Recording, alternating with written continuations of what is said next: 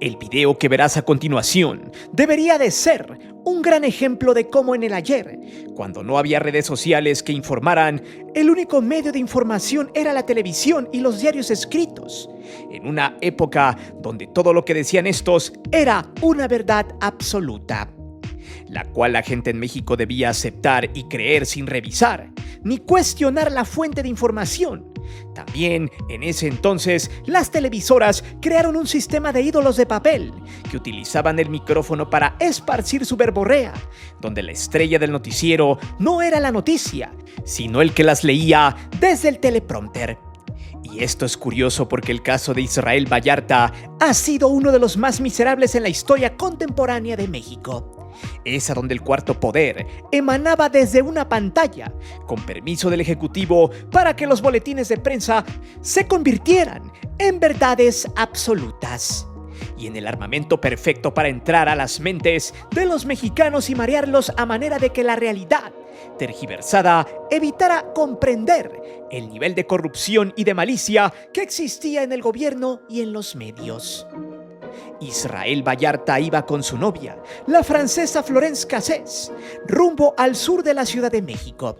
Lo que parecían ser unos días de descanso terminaron siendo un completo infierno, pues en aquel 2005 México vivía los estragos de la protección de los maleantes en las calles, debido al incremento de la violencia en el tramo final del gobierno de Vicente Fox, donde las balaceras, los secuestros, la siembra de pruebas, la fabricación de delitos y delincuentes estaban a la orden del día.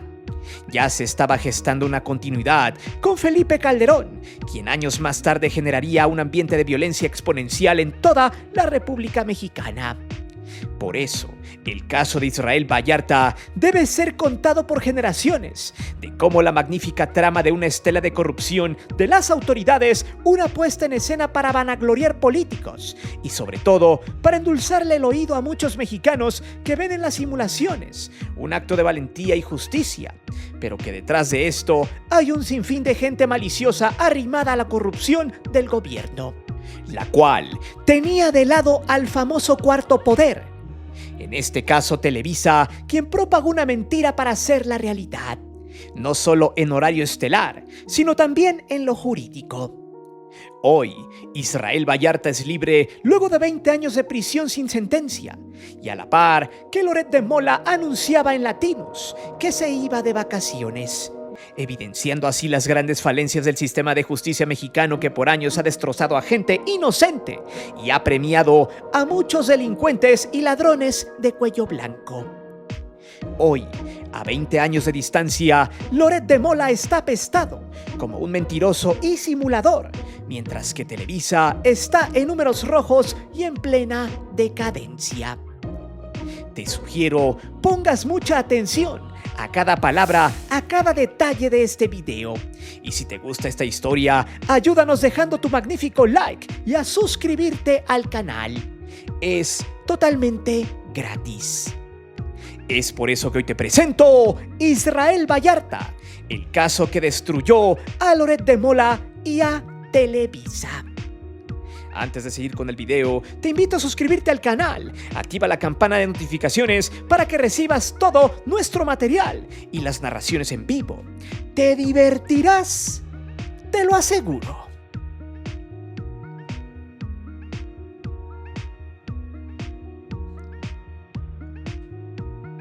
Hoy en día, a los medios tradicionales se les hace muy complicado mentir, al grado que en muchas ocasiones tienen que ser más cínicos para poder dominar a las masas que aún tienen la venda en los ojos. E incluso han normalizado y tergiversado un caso que está estrictamente comprobado, que fue una simulación totalmente grotesca como el de Florence Cassés e Israel Vallarta.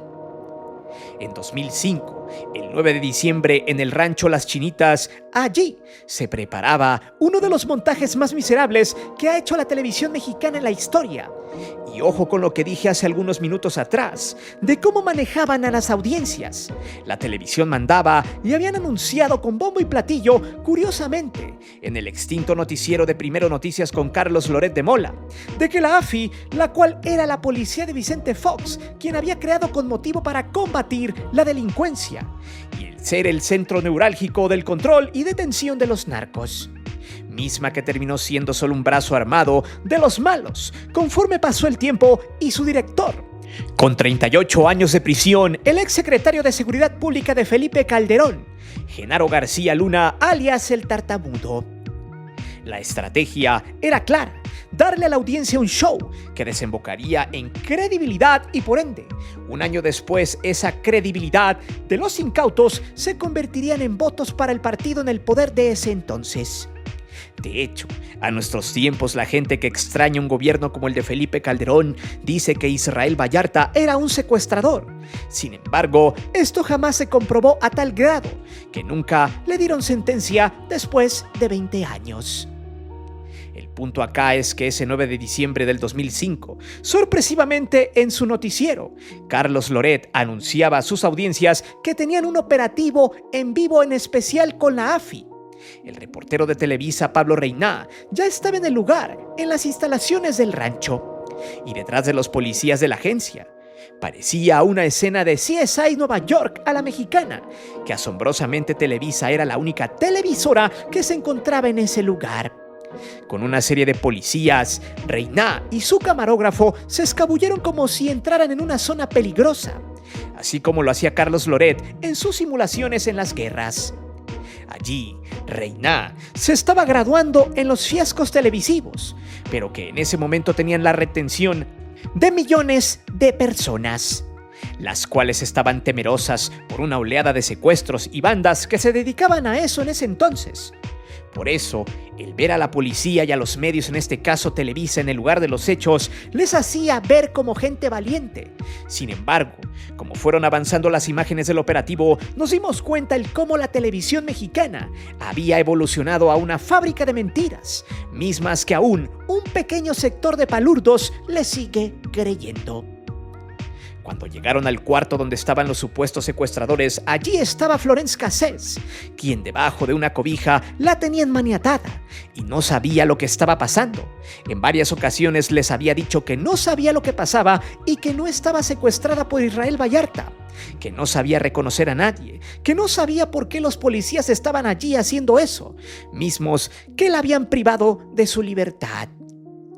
De hecho, la imagen repugnante viene cuando Pablo Reina, como si tuviera poder sobre los policías, agarró y puso la luz de la cámara en la cara de la francesa, diciéndole en varias ocasiones, casi obligándola a que dijera si reconocía la voz de sus captores, a lo que la francesa dijo que no sabía, no reconocía a nadie. A ella y a su entonces novio Israel Vallarta los tenían secuestrados los mismos policías para elaborar un montaje. La idea era crear una simulación con ayuda de Televisa para ensalzar a esa agencia y que la gente siguiera pensando que el gobierno estaba combatiendo al crimen organizado. Pues la facilidad que tenía el gobierno de Fox y la AFI con Genaro García Luna a la cabeza había sobrepasado no solo el cinismo, sino había pisoteado los derechos humanos de quien sea. Pues en ese momento en televisión hicieron pasar una mentira por una verdad, utilizando a la televisión masiva para enviar un mensaje desde las profundidades más detestables del gobierno de Fox y de un alineado y sometido poder judicial. Pero espere, lo que viene más adelante está más candente, pues exhibe a muchos personajes que incluso estoy seguro que usted en su momento idolatró.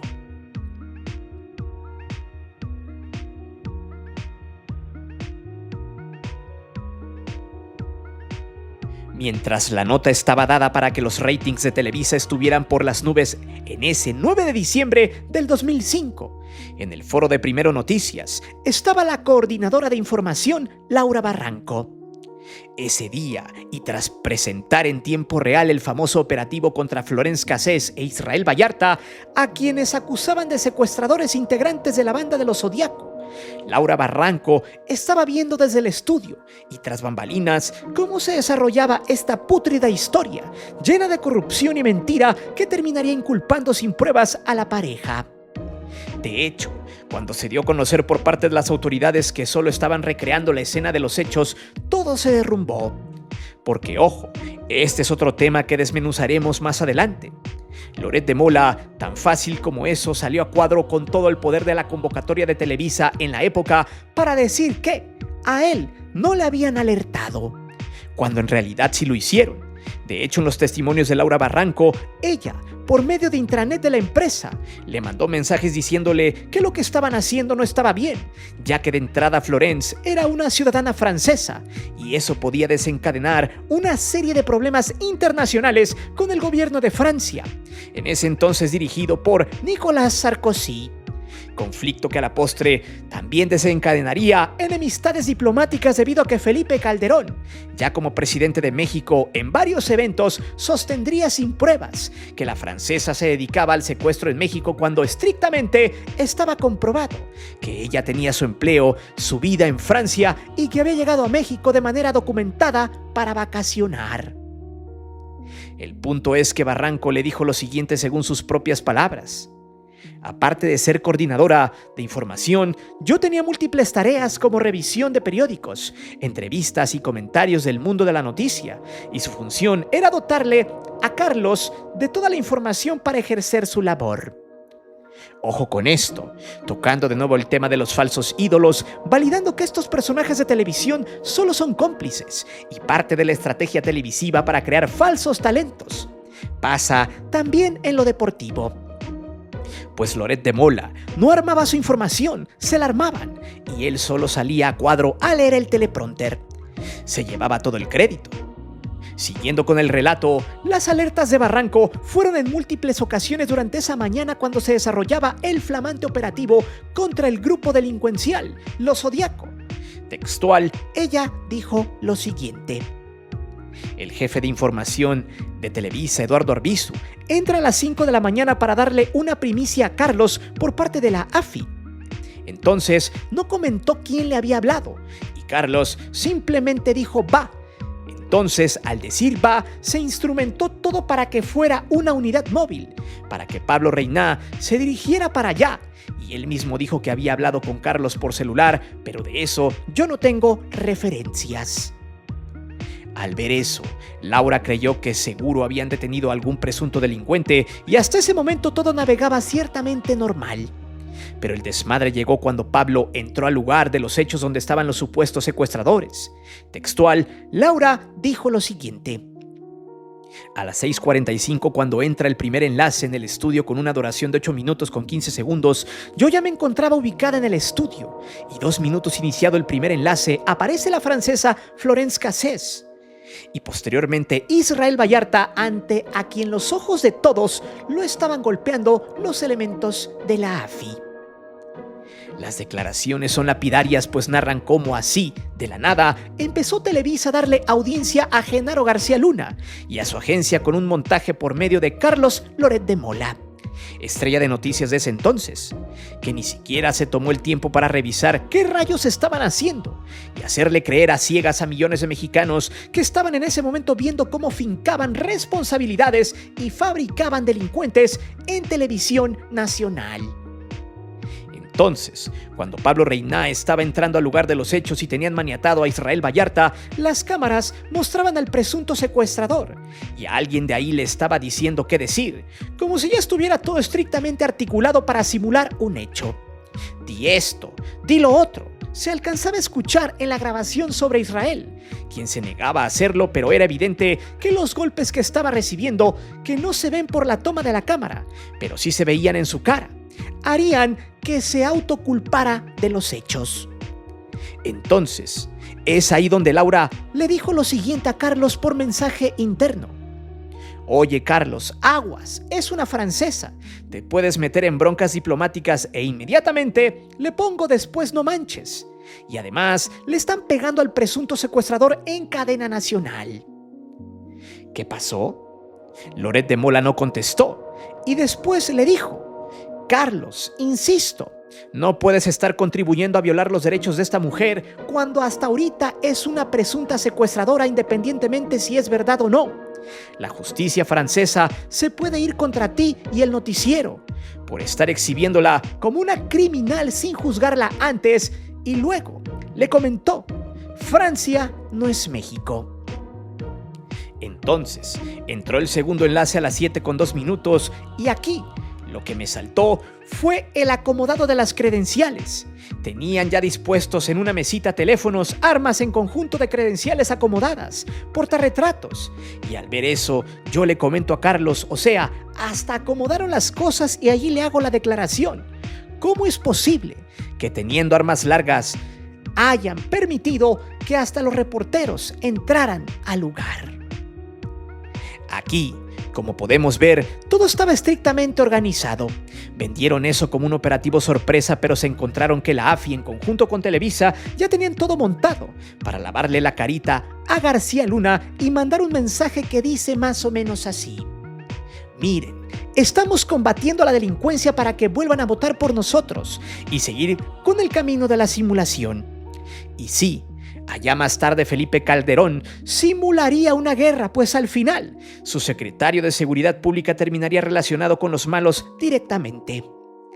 Aún así, con la molestia de Laura Barranco, esa mañana del 9 de diciembre del 2005, ante varios mensajes que le dejó en visto Carlos Loret, solo le contestó 2 veces, y el primer mensaje decía lo siguiente textual: no te calientes, Cautín.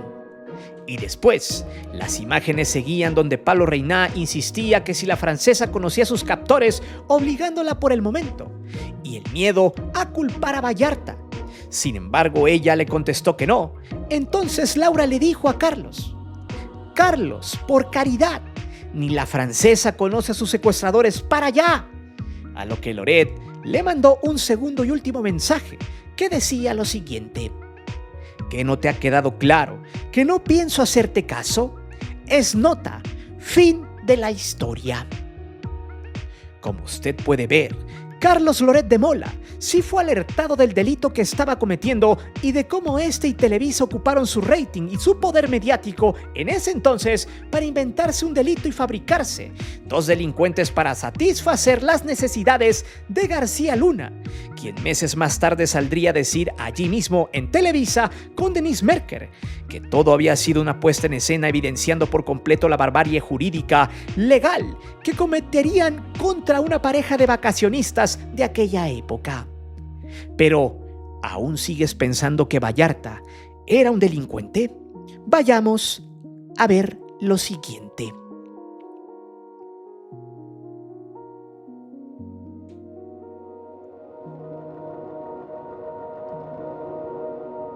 El 1 de agosto de 2025, Israel Vallarta salió del penal del Altiplano. Jamás le comprobaron que fuera un secuestrador, ni que fuera integrante de la banda de los Zodiaco. Incluso por allí le quisieron fincar 2 testigos de que según él había secuestrado, pero se comprobó que estos habían declarado bajo tortura que Vallarta había sido su secuestrador. O sea, la AFI había puesto a estos 2 chivos expiatorios para que declararan en contra del detenido y el caso se cerrara. Sin embargo, las pruebas nunca fueron contundentes, lo que llevó este caso a un abismo interminable tras la complicidad del poder en turno y de la televisión, por medio de Carlos Loret de Mola. Por eso, para el 10 de febrero del 2006, en cadena nacional, la Fiscalía y Genaro García Luna tuvieron un espacio en el noticiero de Televisa, allí con Denise Merker, quien recibió una llamada de Florence Cassés, quien estaba detenida en ese momento. Y la única llamada que le fue otorgada para poder hacerla en el programa nocturno, donde explicó lo que había pasado en realidad.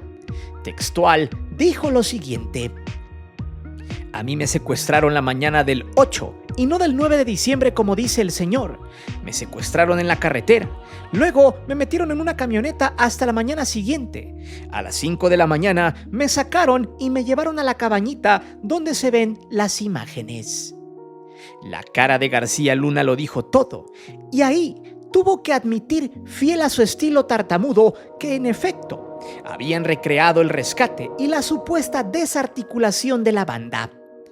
Eso hizo que los testimonios policíacos y toda la historia manchara el caso, haciendo que ninguna declaración fuera fiable ni honesta. Sin embargo, aquí viene el otro engrane. El gobierno de Calderón, al defender a su secretario de Seguridad Pública por sus huevos y el poder que tenía, manipuló al Poder Judicial para que no se le diera el debido proceso al caso. O sea, había injerencia desde la presidencia. En varias ocasiones desde el estrado, este sujeto se justificó de que no podía dejar libre a una secuestradora como Florence Cassés y a Vallarta. Y aquí es donde nadie se cuestionó lo siguiente: ¿por qué Felipe Calderón decidía en temas jurídicos y de sentencias? Aquí es donde se muestra cómo el Ejecutivo era el que decidía este tipo de temas, al grado que hubo un conflicto bilateral con los franceses, quienes rompieron relaciones con México un tiempo, habiendo hasta un boicot de parte de los franceses con los destinos turísticos mexicanos. Aquí también se muestra cómo el poder en ese entonces, con el afán de dar con un culpable a fuerza, aunque se los fabricara, buscaba también darle credibilidad a sus funcionarios. Calderón protegió en demasía a García Luna a tal grado que apoyó la guerra contra los malos. Y qué curioso, hoy muchos medios y opinólogos de cartón dicen que Calderón fue el mejor presidente de México y que Israel Vallarta era un secuestrador. Apuestan a que las nuevas generaciones, los jóvenes, esos quienes se dejan llevar por la basura televisiva en televisión y en redes y se confían de cualquier perfil que niegue la realidad, a que estos tergiversen la realidad también, y así esas nuevas generaciones opinen sin investigar y concluyan que Israel Vallarta, por ejemplo, era secuestrador. Sin embargo, la realidad es que nunca lo hallaron culpable, además de haber contradicciones en los testimonios que lo culpaban. Sumado de que una de las imágenes donde obligan a golpes a Vallarta a responsabilizarse por un secuestro, la televisión no quiso mostrar en primera instancia quién era el que tenía la gabardina negra y los guantes negros y quién lo estaba machacando a puñetazos. Televisa trató de blindar el caso, a tal grado de que Pablo Reina tampoco quiso decir quién era esa persona. Hasta tiempo después, donde el caso se abrió por completo. Allí se supo que era Luis Cárdenas Palomino, quien después de ese montaje sería nombrado por García Luna y Calderón como el director de la Policía Federal y hasta terminaría laureado por el entonces presidente. La Policía Federal fue un organismo que se corrompió y pasó a ser parte de la mafia del ayer y del ahora. Y lo que son las cosas, tiempo después, Cárdenas Palomino y Vallarta estarían en el mismo penal, compartiendo paradójicamente casi la misma reja.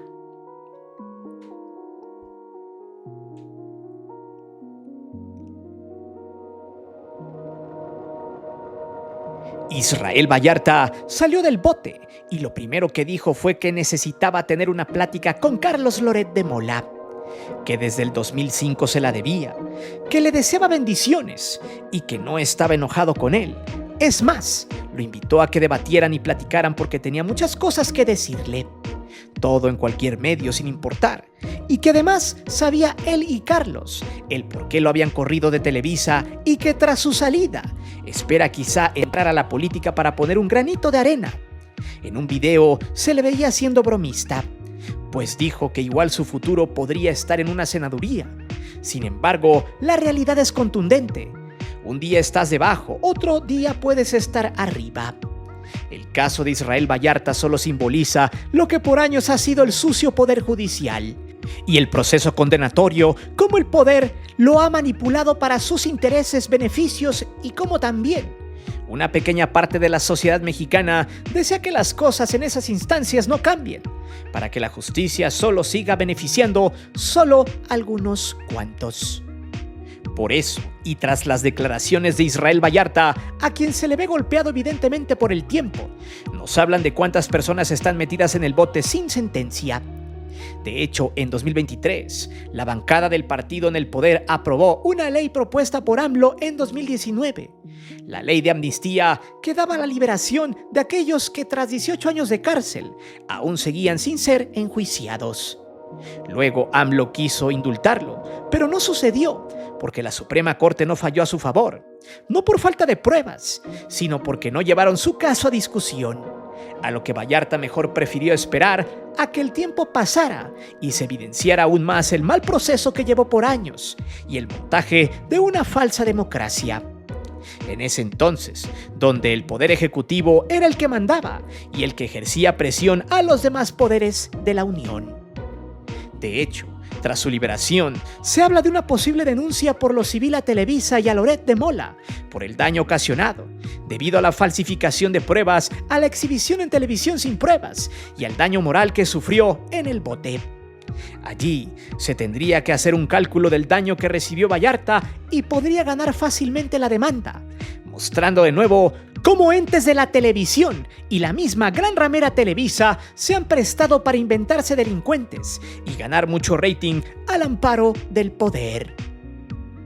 Esto también es una muestra de cómo mucha gente en aquellos entonces creyó falsa y ciegamente en la caja basura, la cual dominaba las mentes de los mexicanos.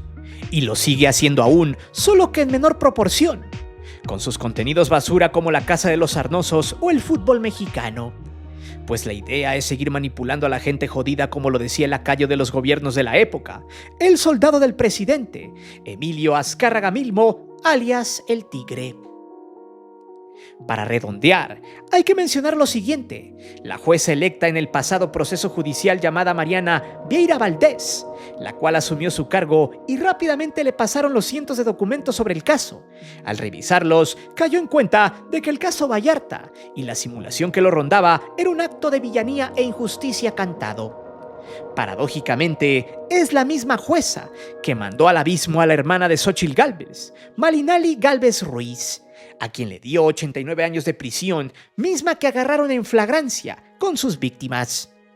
Curiosamente, también una minoría de mexicanos que están molestos porque dejó libre a Israel Vallarta odian a esta jueza, porque según sus chaquetas mentales, la hermana de la ex candidata presidencial es inocente y le habían fabricado las pruebas. A diferencia del caso Vallarta, a Malinali la encontraron con cohetes de uso exclusivo del ejército, mercancía y además las víctimas con las que la agarraron demostraron con pruebas irrefutables que ella era parte de la banda de secuestradores. El mundo al revés. Si no has visto ese video, ya lo hicimos en el canal, te lo dejaremos en la caja de descripción. Por eso, el caso de Israel Vallarta debe ser conocido por muchos mexicanos, y más aquellos que siguen consumiendo Televisa, que siguen aplaudiendo a los entes de la televisión y a los que siguen defendiendo a Carlos Loret de Mola. Un bicharraco oxidado y pisoteado por la realidad, un tipo protegido por un sistema corrupto y quien aún no ha pagado por sus fechorías, pero que no tarda en caer. Porque alineado al sistema de corruptos y siendo cómplice de este tipo de actos aberrantes, como inculpar a un tipo que jamás se demostró fuera un secuestrador, terminó por hacerle un mal irreparable, que se ve reflejado en el tiempo y sobre todo en la impunidad que por mucho tiempo rondó este caso. Pero tú, dime, ¿qué piensas de Loret de Mola ahora que sabes cómo estuvo este caso? ¿Realmente piensas que con todo y las pruebas emitidas a Israel Vallarta es culpable? Ahora entiendas cómo el poder judicial era manipulado en demasía por el gobierno en turno. ¿Debe Loret de Mola pagar por señalar, exhibir y culpar sin pruebas a Israel Vallarta? ¿Cuál será el futuro de este sujeto? Déjame saber tus respuestas aquí abajo. Recuerda que aquí leemos siempre los comentarios y no olvides suscribirte al canal ni de activar la campana de notificaciones. Mi nombre es Guillermo Antonio. Nos vemos. Hasta la próxima.